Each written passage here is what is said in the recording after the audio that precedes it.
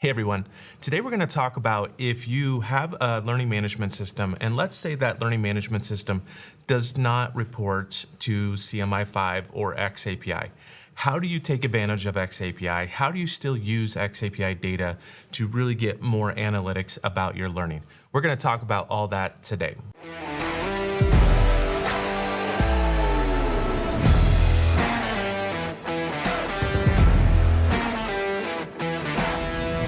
Welcome back. My name is Jeff Batt, and if you haven't checked out my website already, go ahead and check out my website at learningdojo.ninja. Here you can check out all previous blog posts. You can also download templates in Articulate Storyline and xAPI.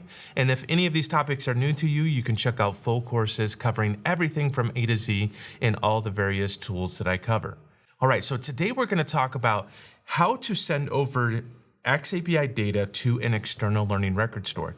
This especially comes in handy if you do not have a LMS that can report over to CMI5 or upload CMI5 packages or xAPI packages.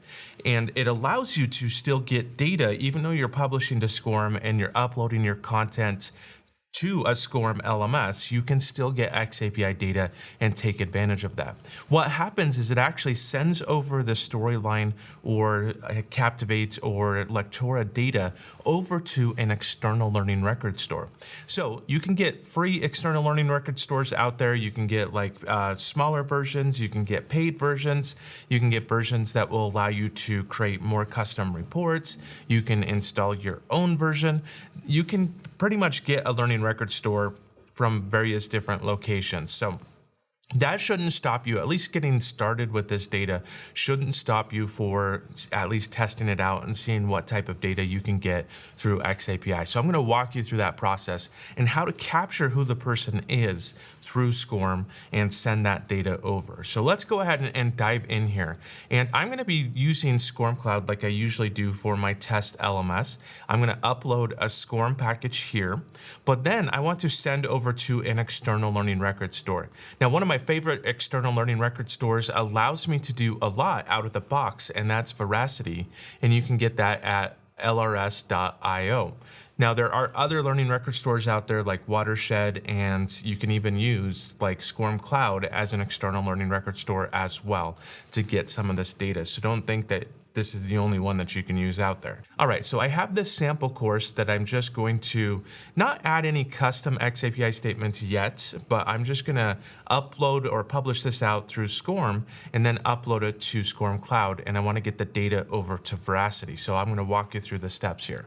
So the first step is publishing out your SCORM package inside of Storyline. So if I go into Storyline and then I go to the LMS LRS section, and then I'm gonna publish this to SCORM 2004. Now, this is what I want to enable. I'm going to report to an external learning record store.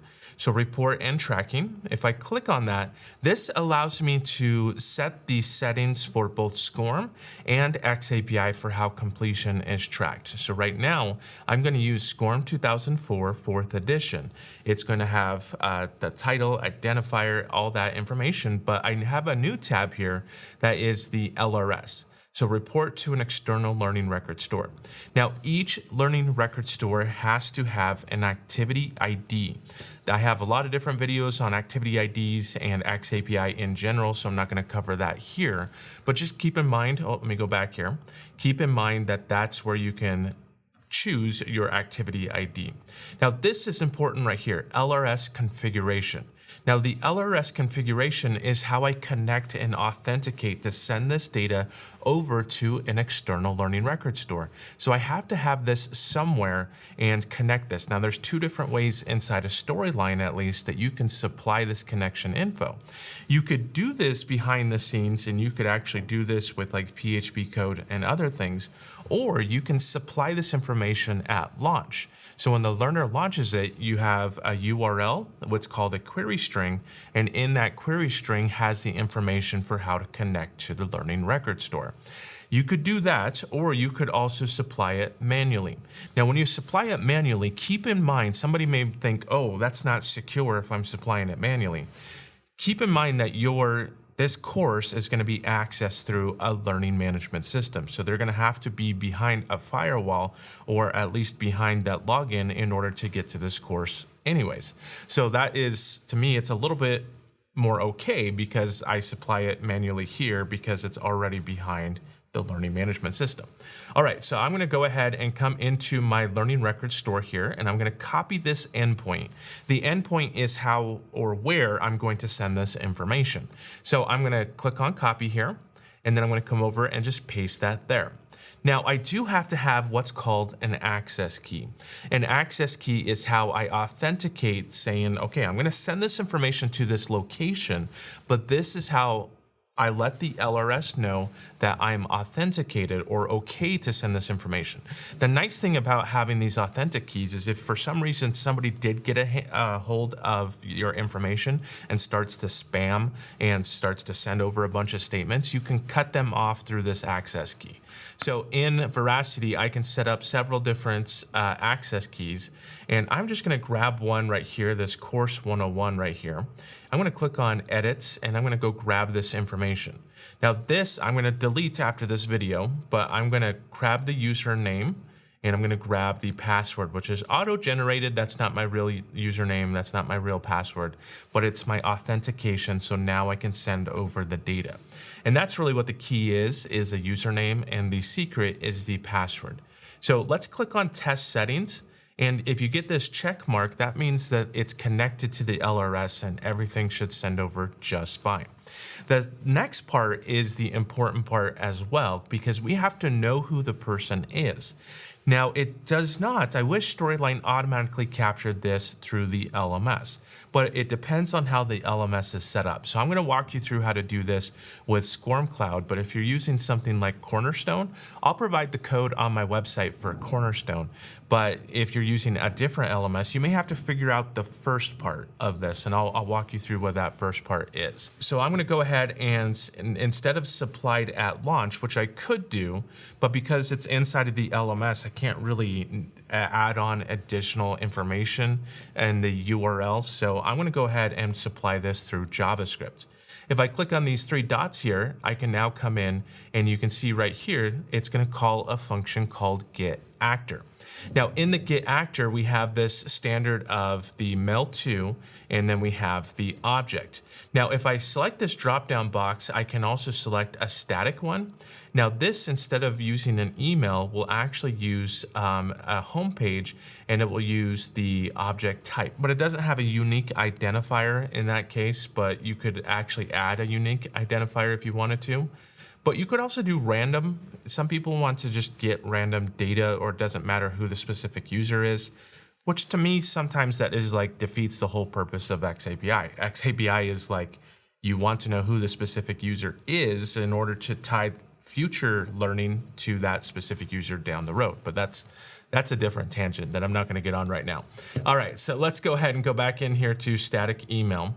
And I'm going to get rid of this first part. Make sure you don't get rid of the colon. You don't get rid of the quotes at the end, but just get rid of that first part. And then I'm going to get rid of the quotes right here where it says name. I'm not going to get rid of the colon. I don't need to have a comma because it's the last thing. JSON is very picky. This is formatted in JSON data or JSON data. I've heard it both ways.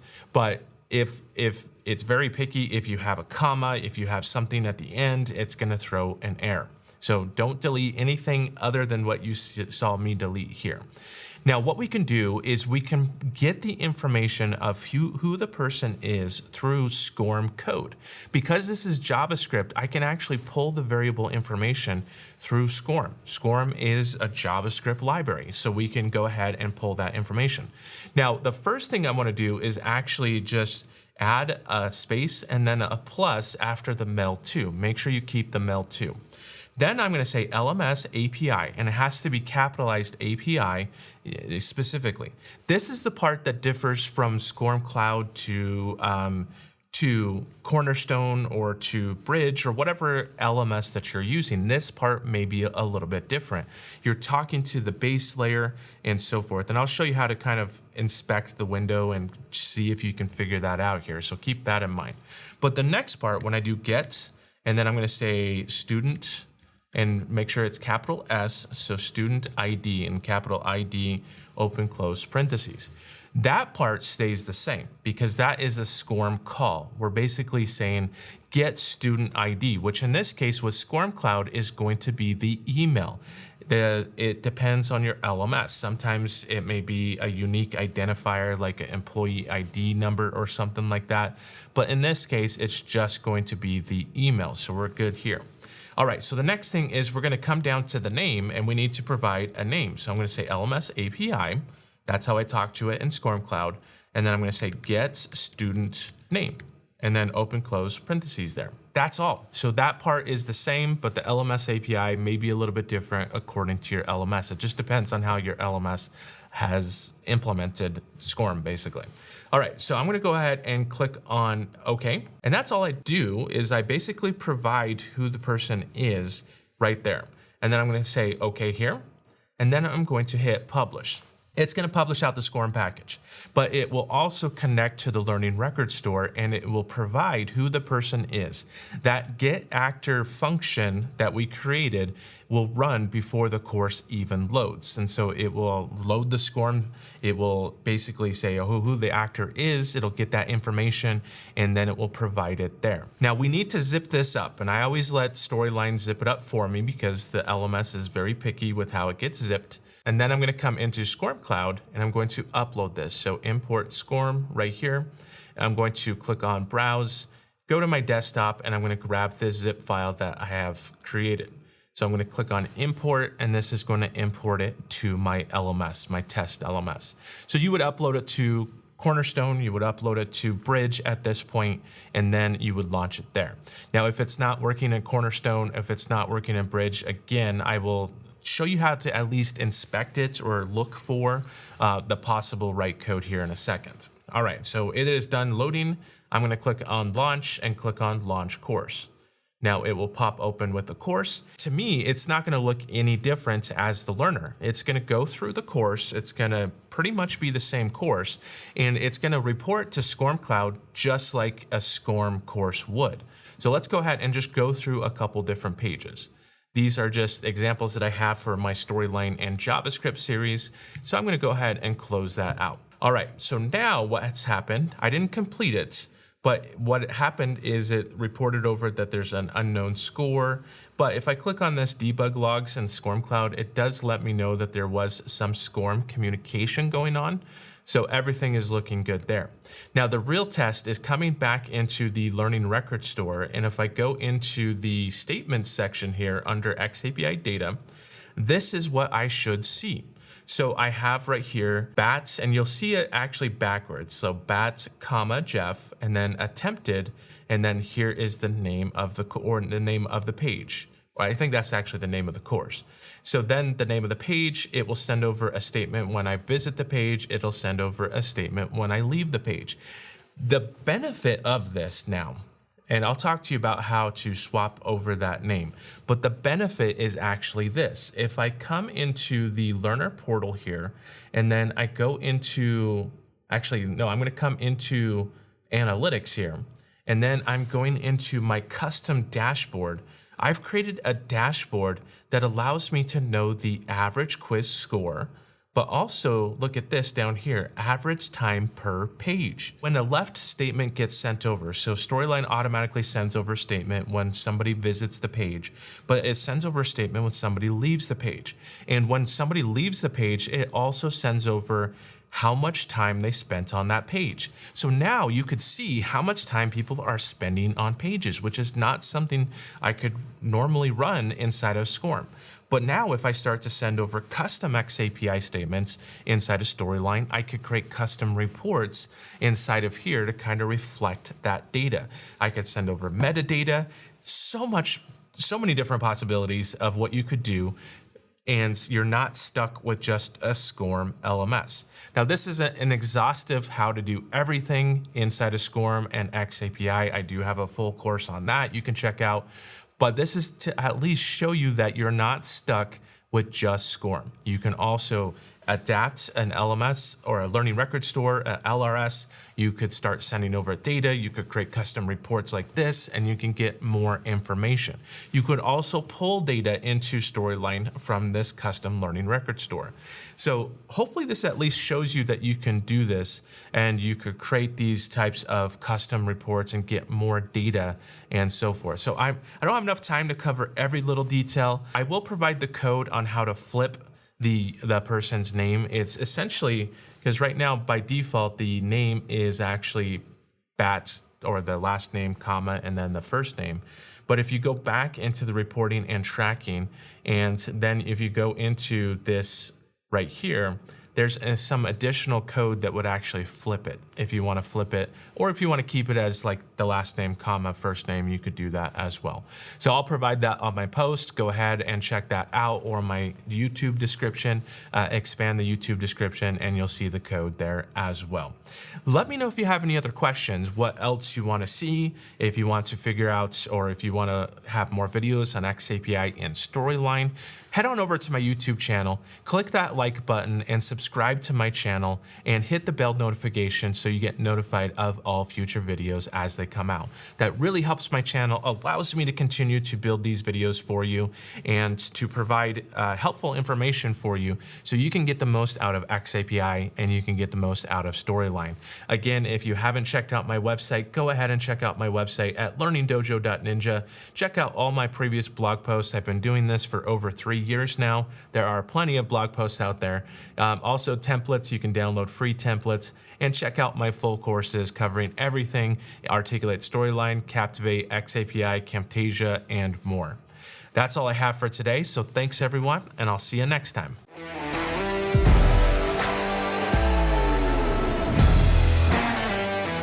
So I finished the video and I forgot to actually show you how to start inspecting who the user is, and especially if you're using an LMS that's not SCORM Cloud. So I'm going to go actually back into SCORM Cloud here, and inside of SCORM Cloud, what I would do is if I launch the course here, and this will hopefully allow you to figure out who the user, or how to reference the API, the SCORM API here. So I'm going to click on launch here.